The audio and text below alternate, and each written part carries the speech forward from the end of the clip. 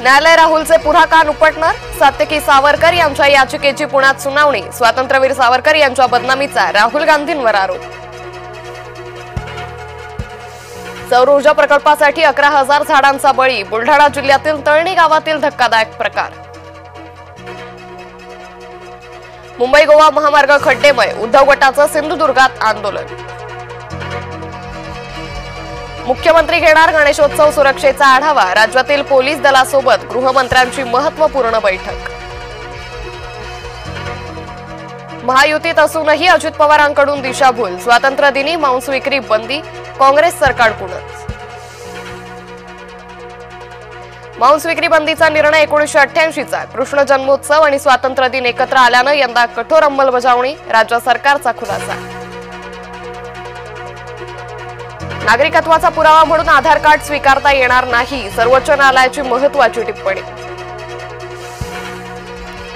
Bullet ट्रेनच्या दणक्यानं पालघरकर हादरले। पालघरमधील घरांना तडे। धनगरांना ट्रॅक्टरसाठी अनुदान द्या। आमदार गोपीचंद पडळकर यांची मागणी।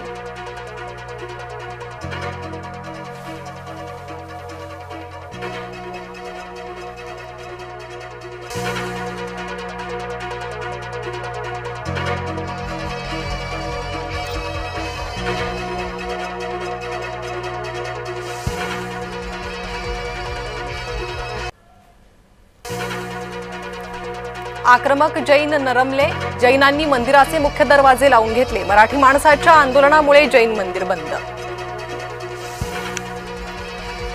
उच्च न्यायालय कबूतरखान्यावर सुनावणी करणार। दादरचा कबूतरखाना राहणार की जाणार याकडे लक्ष।